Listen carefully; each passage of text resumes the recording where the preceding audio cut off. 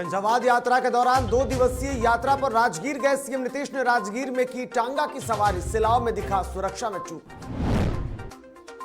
मंगलवार को जेडीयू में शामिल हुए राजद प्रदेश अध्यक्ष के बेटे इंजीनियर अजीत सिंह ने राजद पर बोला हमला। अजीत के बयान पर दलन सिंह ने किया तंज। शांतिपूर्ण खत्म हुआ बोचहा विधानसभा सीट के लिए उपचुनाव का मतदान के दौरान शाम 6 बजे तक 59.20% वोटिंग। सहरसा में लूटपाट गैंग का पुलिस ने किया भंडाफोड़। 8 अपराधियों को भारी मात्रा में हथियार के साथ किया गिरफ्तार। एसपी लिपि सिंह ने दी जानकारी।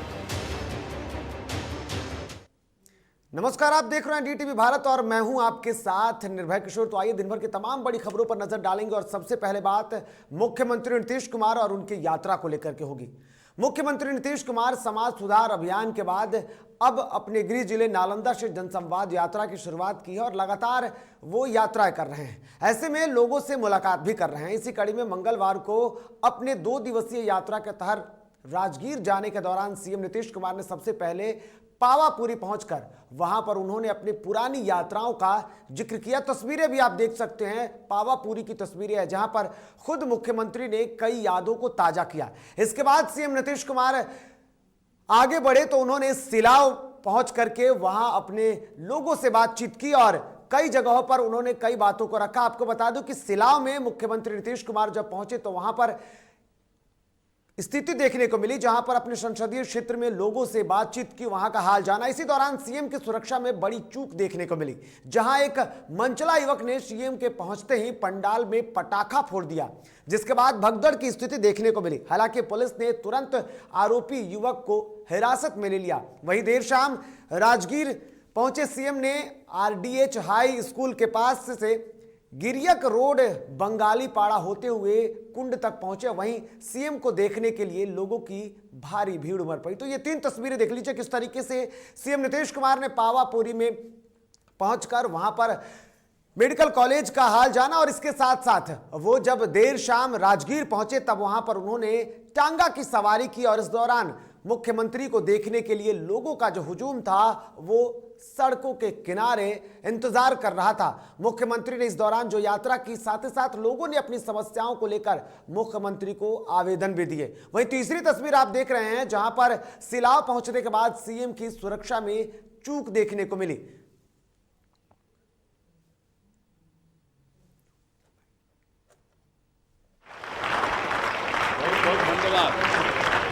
जब मेडिकल कॉलेज यहाँ बनाना था, इसके लिए आप जानते हैं पूरे बिहार में, जरा देश में भी पता करिएगा। घटना गया था जब मुख्यमंत्री घूम रहे थे, सब लोगों से आवेदन ले रहे थे, तो उस समय एक बच्चा जो है, बच्चा क्या माने 10-12 साल का है, 18 उम्र है, वह जो ऐसे को पड़ाका रखे हुए था, पड़ाका धाई से जब मुख्यमंत्री इधर घुसे बस पड़ाका एगो छोड़ दिया और उसी में अफरा तफरी मच गया। मुख्यमंत्री भी अवाक रह गए, सारे लोग यहाँ का अवाक है कि सिलाव की प्रतिष्ठा को धूमिल किया गया है। लगता है कि यहाँ पर सुरक्षा में चूक हुई है, एकदम चूक हुई है, इसमें कोई दुमत नहीं है। और प्रशासन का जो है सो एकदम मैंने अच्छा से व्यवस्था नहीं किया, जिसके कारण ऐसे हुआ है। तो बिल्कुल मुख्यमंत्री नीतीश कुमार की सुरक्षा में चूक को लेकर के बात इसलिए हो गई है क्योंकि साल 2022 की अगर बात करें तो अब तक मुख्यमंत्री पर एक बार हमले हुए और दूसरी बार इस तरीके से चूक, क्योंकि मुख्यमंत्री की यात्रा में जो प्रोटोकॉल होता है उसके मुताबिक, और देखा जाए तो पिछले दिनों जब सीएम पर हमला हुए थे उसके बाद उनके सुरक्षा के दायरे को बढ़ा दिया गया था और 3 लेयर सुरक्षा में मुख्यमंत्री रह रहे हैं। उसके बावजूद भी अगर इस तरीके से उनकी यात्रा के दौरान अगर घटना होती है तो फिर ये चिंताजनक है। फिलहाल बढ़ते हैं आगे और अब बात राजधानी पटना में मंगलवार को जेडीयू ने राजद को बड़ा झटका दिया है और राजद के प्रदेश अध्यक्ष जगदानंद सिंह के बेटे इंजीनियर अजीत कुमार को पार्टी में शामिल करा लिया है। वहीं राजद छोड़ जेडीयू में शामिल होते ही राजद अध्यक्ष जगदानंद सिंह के बेटे और जेडीयू नेता अजीत सिंह ने राजद पर गंभीर आरोप लगाए हैं। इस दौरान अजीत सिंह ने कहा कि राजद में समर्पित कार्यकर्ताओं की कोई इज्जत नहीं है। इधर अजीत सिंह के बयान का हवाला देते हुए जेडीयू के राष्ट्रीय अध्यक्ष ने जगदानंद सिंह पर भी कहीं ना कहीं एक तरीके से हमला बोला है और उन्होंने पार्टी में निमंत्रित कर दिया है। तो बिल्कुल आपको बता दूं कि जहां एक तरफ अजीत सिंह ने पार्टी का दामन थाम लिया तो इस दौरान कई आरोप लगाए हैं, तो वहीं इस पूरे मामले के बाद उन्होंने कहा कि जिस तरीके से जेडीयू जो है वो लोगों को सम्मान देती है और इसी कारण उन्होंने इसका दामन थामा। हालांकि उन्होंने राजद पर आरोप लगाते हुए कहा कि राजद में किसी का सम्मान नहीं होता और इसी कारण वो राजद छोड़ करके जेडीयू में शामिल हो गए हैं। हालांकि अजीत सिंह के बयान के बाद जेडीयू के राष्ट्रीय अध्यक्ष ललन सिंह ने जगदानंद सिंह का नाम लेते हुए उन्होंने इशारों में एमएलसी के चुनाव की बात नहीं है, विधानसभा चुनाव में भी यही ये पार्टी कर रही है, लेकिन फिर भी आपके पिता समर्पित राजनीतिक कार्यकर्ताओं का अनदेखा होगा और उनके कंधे पर पूंजीपतियों को ला कर के टिकट दे करके आप जब बैठाएंगे तो स्वाभाविक रूप से वो राजनीतिक पार्टी गर्त में जाएगी, उसको कोई नहीं रोक सकता। आज आपने एक बात कही कि आरजेडी जो है कब्रगाह बन चुकी है समर्पित कार्यकर्ताओं की। हाँ, आप देखिए, आप प्रत्याशियों की सूची देखिए, हाल फिलहाल देखिए, उसके पहले का देखिए। राष्ट्रीय जनता दल के तो दो अभी जो उम्मीदवार हैं जिनको राष्ट्रीय दल रिजेक्ट किया वो जीत के एमएलसी में से आए। अभी कहा अजीत जी ने अपने भाषण में कि राष्ट्रीय जनता दल के जो नेता हैं उनके पुत्र लोग क्यों दूसरी पार्टियों में जा रहे हैं। इन्होंने एक बात कही, इन्होंने कहा कि उनके पिता लोग अपमानित हो रहे हैं उस पार्टी में और पिता दर्द को नहीं समझ रहे हैं, पिता का दर्द पुत्र समझ रहा है और वापस दूसरी पार्टी में ज्वाइन कर रहे हैं। मुझको आश्चर्य होता है, कभी कभी हमको आश्चर्य होता है कि जगता भाई जैसे व्यक्ति काहे का किस बात के लिए अपमानित होकर भी वहां पड़े हुए हैं।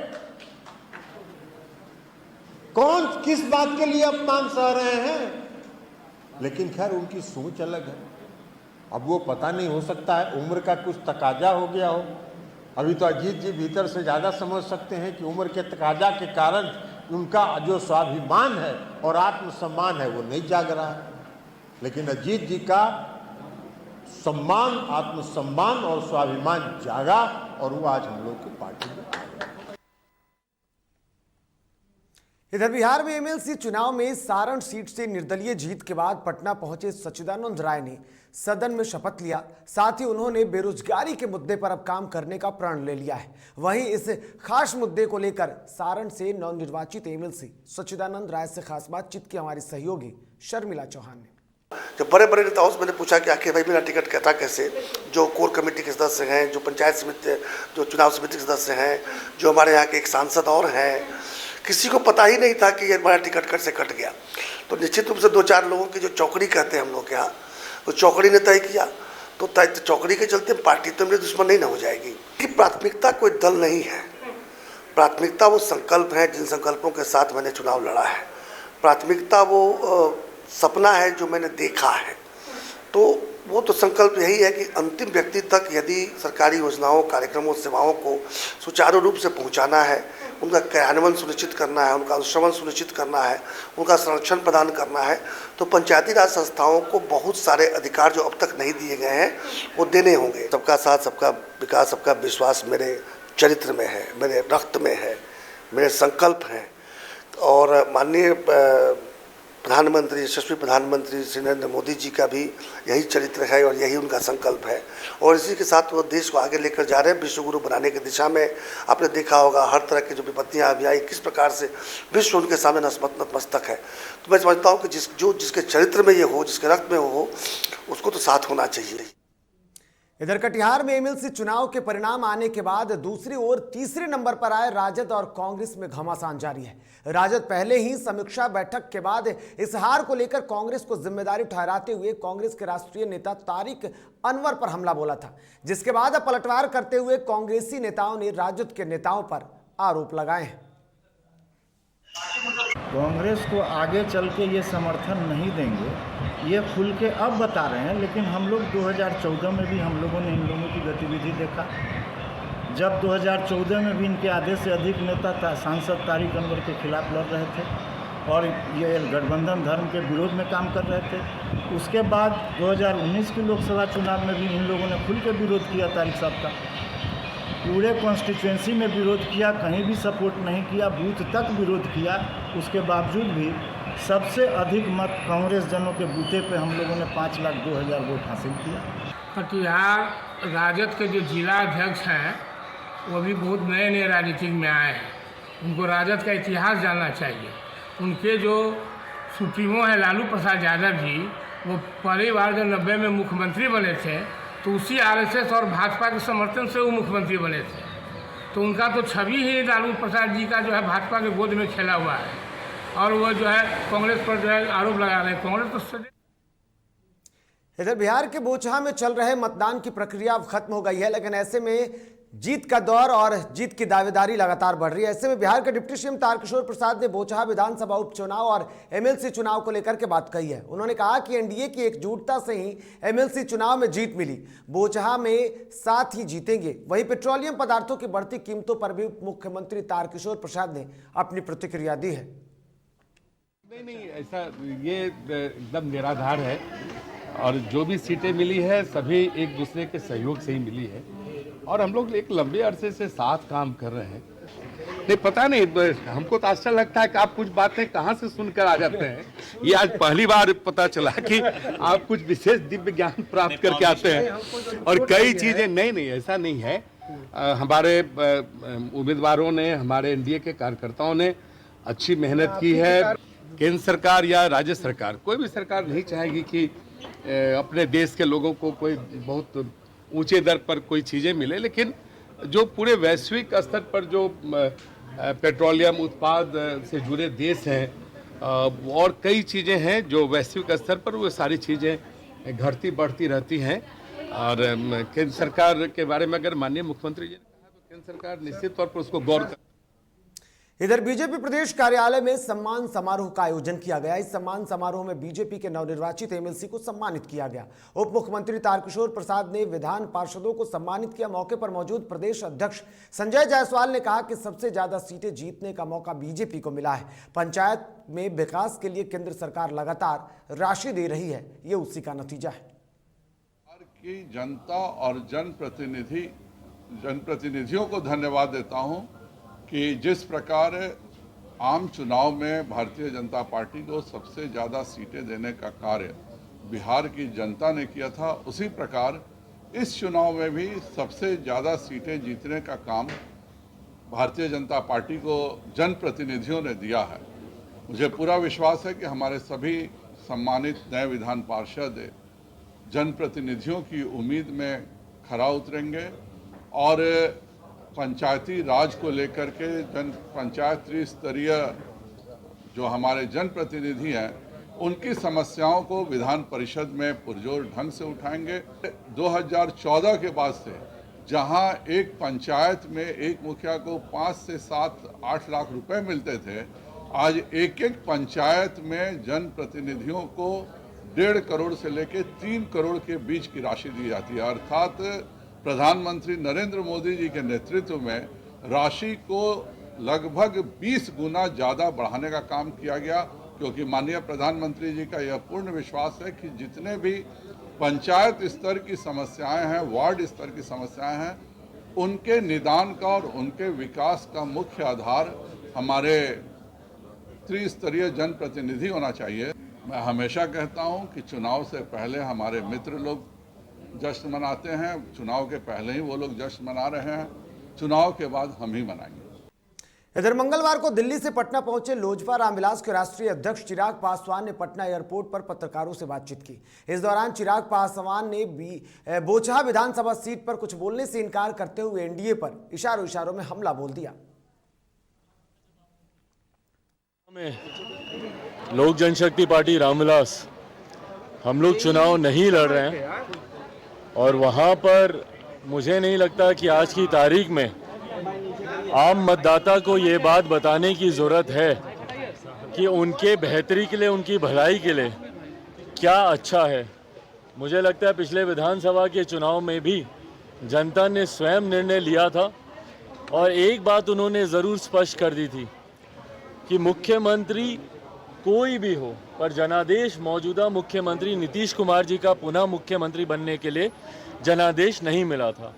इसीलिए उनको तीसरे नंबर की पार्टी बनाया गया। ये मूर्ति लगाने का कार्यक्रम हम लोग शुरू करेंगे ताकि हर एक जगह उनकी मूर्ति लगे, उनके विचार, उनके सिद्धांत आने वाली पीढ़ी तक भी घर घर तक पहुँचे, व्यक्ति व्यक्ति तक पहुँचे।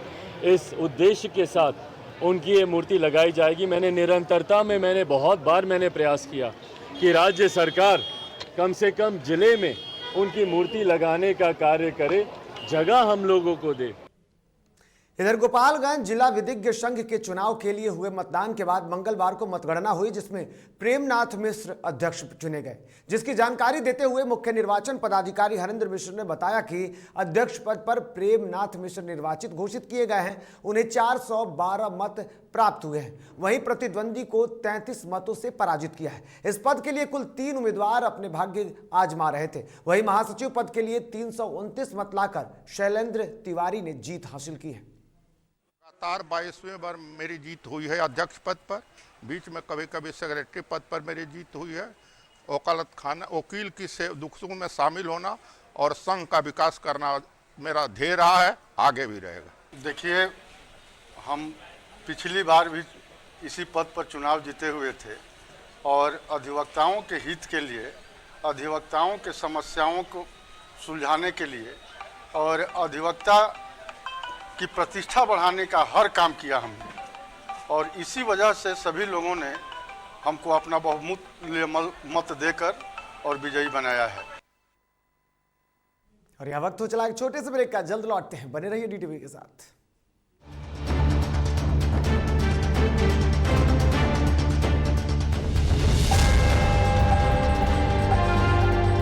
गांव के सारे घर कच्चे थे, बाढ़ में ढह गए, मेरा भी। Good morning sir. देखिए, बुनियाद भी पक्की, आपका नया घर भी पक्का, सालों साल चलेगा सर। ठीक है, ले लो छुट्टी।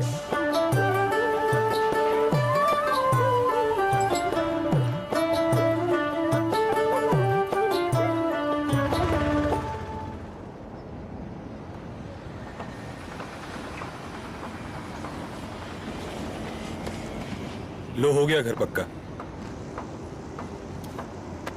छुट्टी कैंसिल।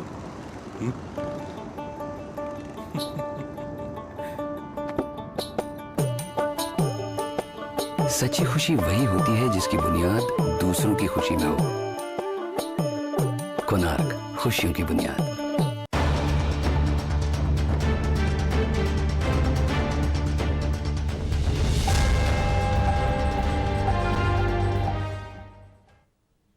और ब्रेक के बाद एक बार फिर से आप सभी का स्वागत है। तो बढ़ेंगे आगे और अब बात बेगूसराय की होगी। बेगूसराय में मंगलवार को भाकपा माले के बैनर तले भूमिहीनों ने समाहरणालय के समक्ष धरना दिया और बासगीत पर्चा सहित अस्थायी आवास की मांग की। दरअसल प्रदर्शनकारियों का कहना है कि रेलवे किनारे वर्षों से दर्जनों भूमिहीन परिवार आवास बनाकर रहते हैं। जिला प्रशासन के समक्ष कई बार इन लोगों के लिए बासगीत पर्चा सहित अस्थायी आवास की मांग की गई, लेकिन कोई काम अब तक नहीं सुन रहा है।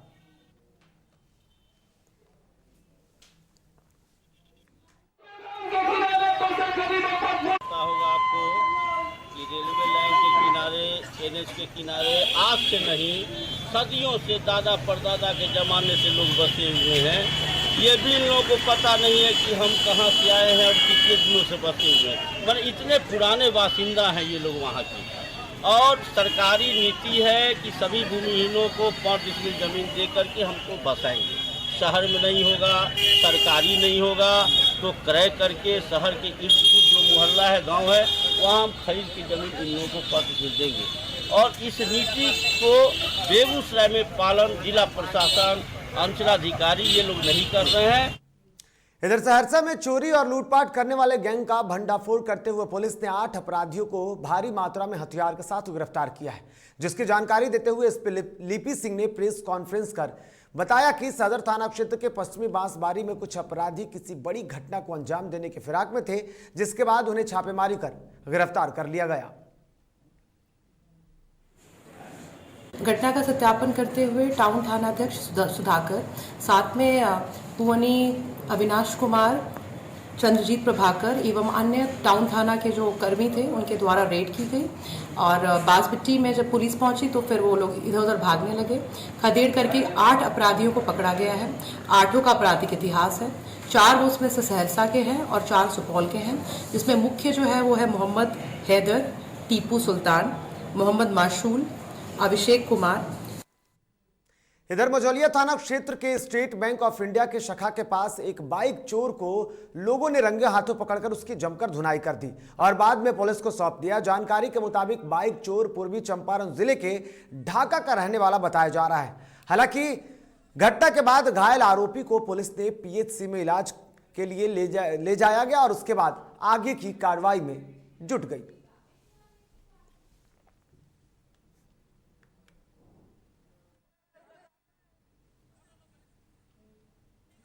इधर बेगूसराय के चेरिया बरियारपुर थाना क्षेत्र में रानी पोखर में डूबने से 11 वर्षीय किशोरी की मौत हो गई। जानकारी के मुताबिक नहाने के क्रम में पैर फिसल जाने से वो इस हादसे का शिकार हो गई। घटना की सूचना मिलते ही परिजनों के बीच कोहराम मच गया। थाना अध्यक्ष अमर कुमार के नेतृत्व में पुलिस बल घटनास्थल पर पहुंच शव को कब्जे में लेकर पोस्टमार्टम के लिए भेज दिया।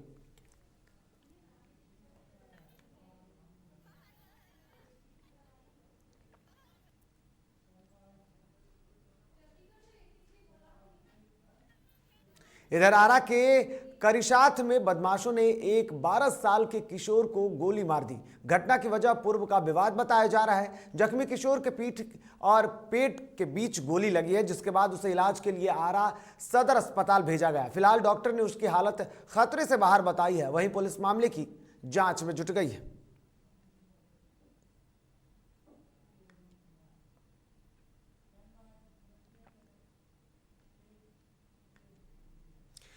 इधर जहानाबाद के धामापुर के समीप बस पलटने से एक महिला बुरी तरीके से जख्मी हो गई, जहां उसे आनन फानन में इलाज के लिए सदर अस्पताल में भर्ती कराया गया। बता दें कि मंगलवार दोपहर को जहानाबाद के धामपुर के पास ट्रक और बस में टक्कर हो गई, जिसमें बस पलट गया और उस पर सवार 10 यात्री बुरी तरीके से जख्मी हो गए, जिसमें से 9 यात्री को स्थानीय अस्पताल में भर्ती कराया गया, जबकि एक घायल महिला यात्री की स्थिति को देखते हुए सदर अस्पताल में भर्ती कराया गया, जहां उसका इलाज चल रहा है। बंधुगन से जहानाबाद आ रहे थे। कहाँ पर बस पलटा? धामापुर के पास। धामा कितने लोग घायल हैं? ज़्यादा घायल हो गए, 10 लोग।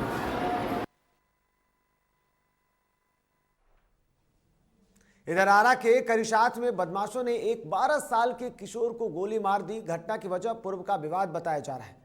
जख्मी किशोर के पीठ और पेट के बीच गोली लगी है। इसके बाद उसे इलाज के लिए आरा सदर अस्पताल ले जाया गया। फिलहाल डॉक्टर ने उसकी हालत खतरे से बाहर बताई है। वहीं पुलिस मामले की जांच में जुट गई है। आपको बता दूं कि भोजपुर जिले में लगातार बढ़ रहे आपराधिक ग्राफ से आम जनों में दिन ब दिन खौफ बढ़ते जा रहा है। जहां एक तरफ भोजपुर पुलिस अपराधियों पर नकेल कसने की तमाम कोशिश कर रही है, वहीं अपराधी दिन दहाड़े अपराध की घटना को अंजाम दे रहे हैं। ताजा मामला वामपाली का है, जहां आपको बता दें कि भोजपुर में लगातार अपराधियों का बेखौफ अपराध दिख रहा है और ऐसे में डबल मर्डर के बाद से लगातार स्थितियां वहां पर दिख रही है और ऐसे में प्रशासन की भी परेशानी बढ़ती जा रही है। आपको बता दूं कि जहां एक तरफ बच्चे को गोली लगी, वहीं दूसरी तरफ खेत से लौट रहे युवक को अपराधियों ने अपना निशाना बनाया। युवक जब खेत में काम करने के बाद अपने घर जा रहा था, तभी अपराधियों ने उसे गोली मार दी, जिसके बाद जख्मी युवक को परिजनों ने आनन फानन में आरा सदर अस्पताल लाया, जहां डॉक्टरों ने उसे मृत घोषित कर दिया। फिलहाल पुलिस मामले की जांच में जुट गई है।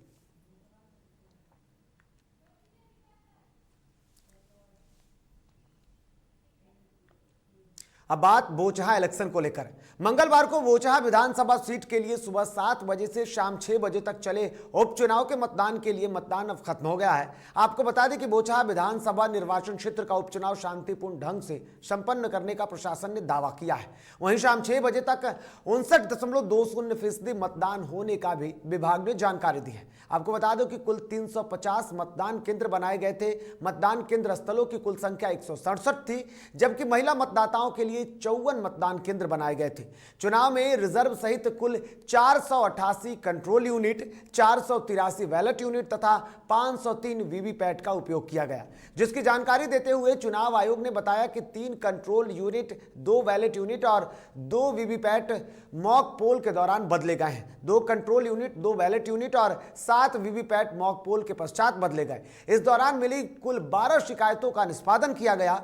चुनाव मैदान में कुल 13 उम्मीदवार हैं, लेकिन मुख्य मुकाबला बीजेपी उम्मीदवार बेबी कुमारी, आरजेडी के अमर पासवान और वीआईपी की गीता कुमारी के बीच माना जा रहा है, जिनके भाग्य का फैसला 16 अप्रैल को होगा। इधर बेगूसराय में लगातार मिल रही जन शिकायत और जन समस्याओं को देखते हुए जिलाधिकारी अरविंद कुमार वर्मा ने वीडियो, सीओ और अनुमंडल पदाधिकारियों के साथ एक बैठक की। समाहरणालय स्थित कारगिल विजय भवन में आयोजित इस बैठक में अरविंद कुमार वर्मा ने पदाधिकारियों को जन समस्याओं से जुड़ी मामलों का जल्द से जल्द निपटारे करने के निर्देश दिए। बिहार सरकार के निर्देश के आलोक में ये भी निर्देशित किया गया है कि कई बार सूचना मिलती है कि क्षेत्रीय पदाधिकारी किसी भी समय फील्ड में चले जाते हैं तो लोग आते हैं, उनको जानकारी नहीं रहती है। तो खबरों के सफर में फिलहाल इतना ही। ताजा तरीन खबरों के लिए आप देखते रहें DTV भारत। फिलहाल मुझे और मेरी सहयोगी टीम को दीजिए इजाजत। नमस्कार।